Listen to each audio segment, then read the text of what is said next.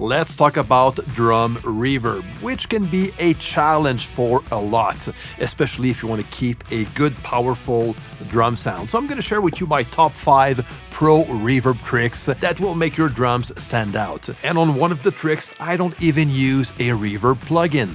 So you have to stick around for this one. All right, my friend, let's jump right in. Now, the first thing I'm going to do here when it comes to drum reverb is to find the right reverb. So basically, I'm going to look for a short reverb and also a long reverb that can be useful depending on what I'm mixing. And I'm first going to focus on the snare, kick, and toms, okay? And the reason is pretty simple. I just want to add a bit more dimension to those elements. And using reverb is going to help, especially a short reverb. Okay, and this is what I'm going to start with, and I'm going to aim for a room reverb. All right, so let's add a room reverb to my kick and snare on this mix, since there's no toms, but same will apply with toms. I have all of my reverbs inserted on their own effects channel for more flexibility, and this is always how I work when it comes to drum reverbs, all right? So I have my small reverb channel, and on that channel I have a room reverb made by Revelation, which is a stock plugin out of Cubase. And it's very, very short. Again, I'm just trying to add a bit more dimension around the snare and the kick drum, and this will make those elements a bit more fat, you know, and way more present at the same time, and more comfortable to listen to. They're not going to be as dry since I'm actually putting them into a space, okay? So let's try this out and see how that goes.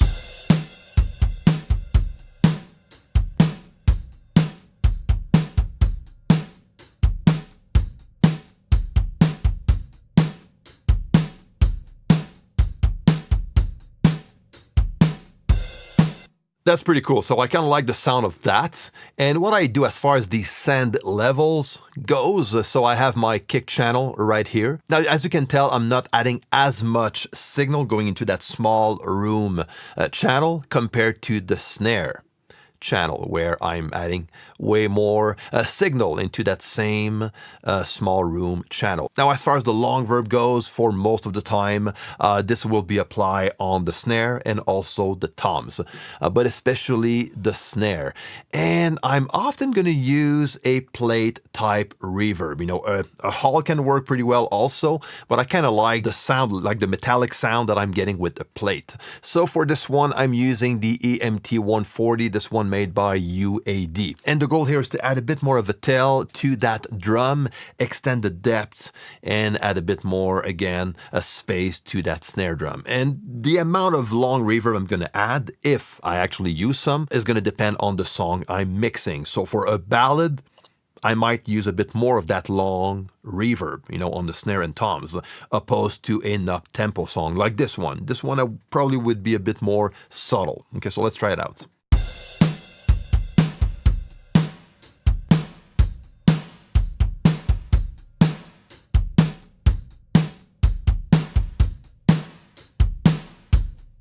Okay, and that is on top of my initial room effect, okay?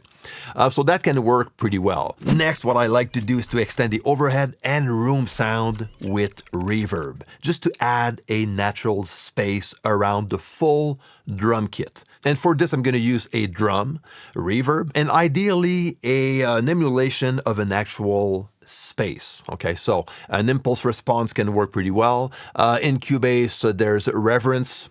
That is actually pretty good. There's lots of different spaces you have access to, and the LA Studio is actually a pretty good one for this purpose, okay, which will bring you more in a studio environment. Now, one plugin that I like to use for this purpose is by UAD. It's called the Sound City Studios, which again, I'm going to use to add a bit more of a natural studio space on the overheads and the room mics of the recording. The reason is very simple. When it gets to home studio recording, especially when recording live drums, in a home studio, we have to deal with the size of the rooms we have to work with. Okay, like this one. It's a pretty small size room, and my drums are right here at the back, in the corner. And this is a bit more challenging when it comes to recording the room, since again, the room is pretty small. So the sound is going to be pretty dry when it comes to my overheads and especially my room mics, okay? So by adding a bit more space around those elements of the mix, it's going to add more of a natural room vibe around the full kit. So what I'm going to do first is to mute my long and short reverbs and just focus on this drum room that is again applied on overheads and room recordings only.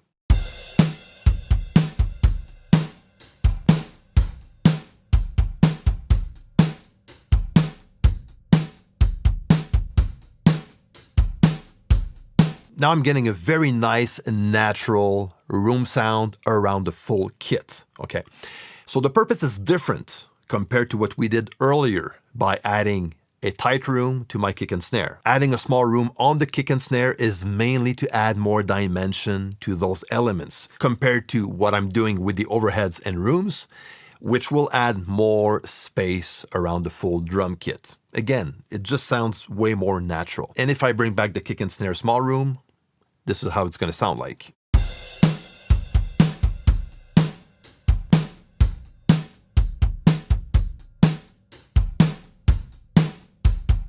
Huge difference. I kind of like that. Something very important when I work with reverbs, whether I'm mixing drums or another type of instrument, is to EQ my reverbs. And the reason is very simple. I want to make the reverb and the space around the instrument as transparent as possible. I just want to sense and feel that I'm putting that instrument into a space more than hearing the reverb itself, okay? So by EQing my reverb, I'm going to get way more transparency.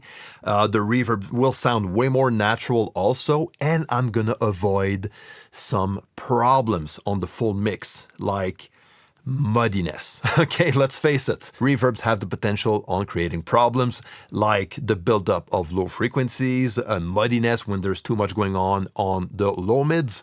And by EQing the reverbs, this will help to solve those problems and make everything sound way better. Okay, so let's try it out. Now, in this case, right now, I already have some filtering and EQ going on my reverb channels. Now, there are several ways you can add EQ on a reverb channel.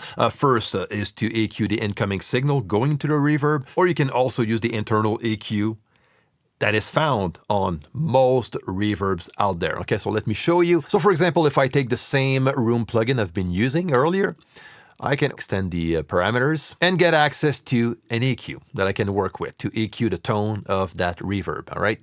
So this is something I can do. And same for reverence, there's a high pass, low pass filter and a mid-range band you can work with, So that is one way to do it. You can also add an EQ plugin after the reverb and filter that out. Or also, like I said, working with the incoming signal. So if we take, for example, my drum room channel, on top, I have a pre-filter applied to the whole channel before the signal hit the inserts. So I have a low pass filter and also a high pass filter. And this is basically what I usually use when it comes to EQing reverbs. Only filters, and that will do the trick pretty well for most of the time. So by just filtering out the low frequencies and also the top frequencies, so I don't get like that bright reverb sound that makes this reverb sound fake, So if I want to keep things natural, just adding a low pass filter on top just to tame down the top end is going to help my reverb sound more natural. And by adding a high pass filter, now I'm going to eliminate all the rumble found on low frequencies that can actually build up on my full mix and cause more problems than anything else. And in my case, I have my high pass filter set up to almost 400 hertz and my low pass filter at around between 5 and 6K. And, those numbers will vary. So, just try it out on your end. Go with what sounds best for you. But again, I'm filtering out only the signal going into the reverb and not the reverb itself. Okay, and this is how it sounds like with and without that filter.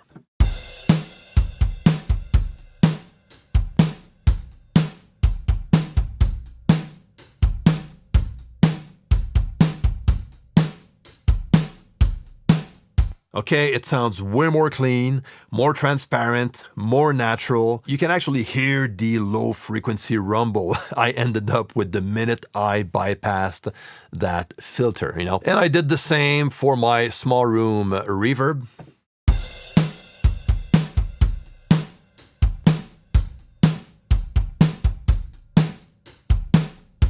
Okay, and now we just heard the difference by only bypassing a set of filters on one of the channels only. So if I do the same with both channels, this is how it's going to sound like.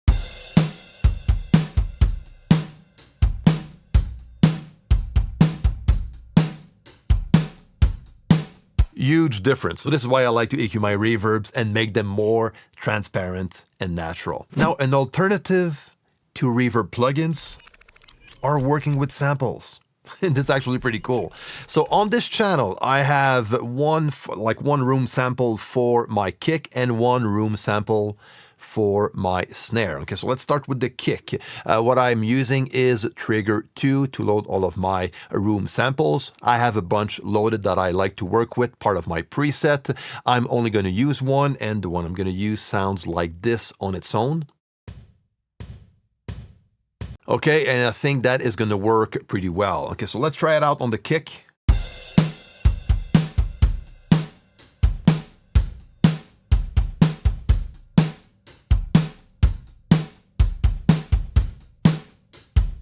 Okay, I kind of like that. I really like that. I actually like this better than the small room I was using for the kick. So I'm going to remove the kick out of my initial small room, okay? For this mix. Now let's do the same for my snare, and same here. I'm using Trigger 2 where I have a bunch of rooms loaded on that preset, but again, I'm only going to use one.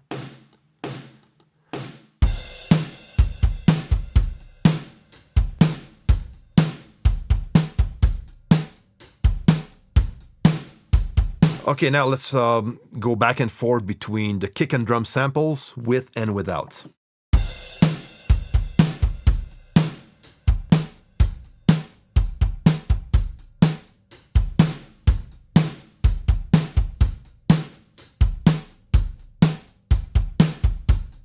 Now, the thing I like the most about using samples is that those samples are actual drum recordings made in a nice studio, okay, in a very nice space. And I kind of like that, to use those room samples and blend them with my dry, small room drum recording, okay? And this is a very good way to use them. But that doesn't mean that I need to pick between the samples or the plugins. I can actually use both. In my case, I'm still using the drum room applied to the overheads and rooms, which works pretty well. But let's say I want to bring back my small room that I had on my snare drum. See how that goes.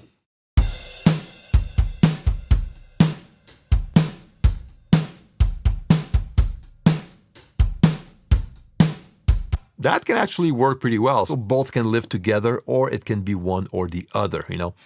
There are no rules as long as it sounds good, basically. Okay, now one thing that I like to do, especially when I work with longer reverbs. Okay, so I'm going to tame those down a bit and bring back the long reverb on my snare. And what I like to do when it comes to long reverbs is to add a gate to control the tail of the reverb, okay? Especially if I want to keep the huge space sound that I'm getting by using a long reverb on my snare. But I want to control the tail of that space, because if the tail is too long, it can create some kind of lushiness, which I want to avoid. So I want to keep that under control. And by using a gate, I'm going to be able to achieve that. So let's bring back the long reverb. And I already have a gate going on that one. So I'm going to bypass it, and you'll see how that sounds like.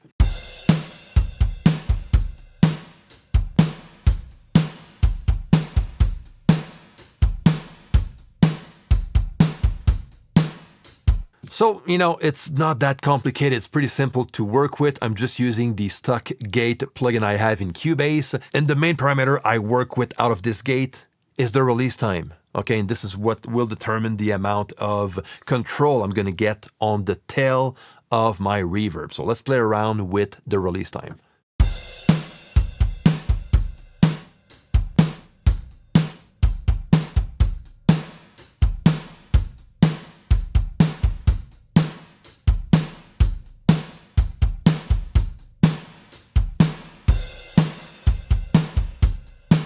So, you know, the way I like to set that up is to just feel it with the groove of the music, okay? And so this way it's way more clean. I don't get that lush type of effect that I don't want to have on the snare drum, trust me. And everything sounds clear, but I still keep that kind of a huge sound that a long reverb is going to give me. So that is something that I like to do. Now, I'm not using this as a special effect, but I could if I wanted to. So if I bring the release time too low, now you'll see I'm going to miss a lot of the tail, but that could create a very cool effect depending on the mix I'm working on.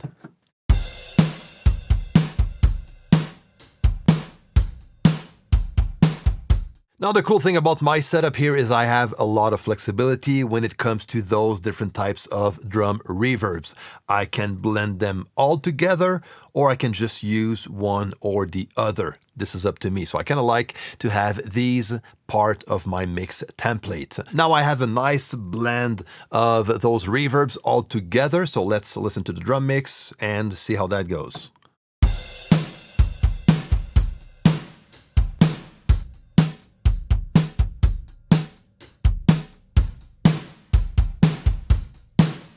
That's pretty cool. Now, on its own, it sounds like a lot, you know, compared to the dry signal, you know, but in the context of the mix, this is where it counts.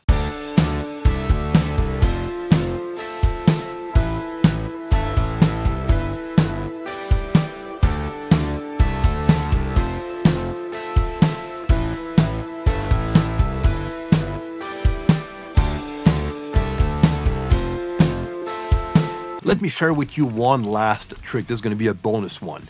And this is going to help to keep the punch out of your drums when working with reverbs. And this one is using the pre-delay on your reverb. Now, the pre-delay is very simple. It will delay the start of the reverb, so the initial transient of the sound is not going to be affected by the reverb. And this is perfect for drums. And you don't need to add a lot of pre-delay to be effective, okay? On my end, I'm gonna adjust the pre-delay time by ear. Maybe between 10, 20, 30 milliseconds is gonna be a good starting point depending on the tempo of the song. But just adding a bit of pre-delay is gonna help, especially when working with a long type of reverb. So feel free to experiment with different types of reverbs you have in your possession. They really don't need to be the same reverbs I worked with in today's video. You can simply use what's available in your own DAW or any other plugins you already have. So experiment with the different types of long reverbs. I use the plate, you can use a hall, you can experiment with different sounds, different size of reverbs also, and same with room reverbs. There's different types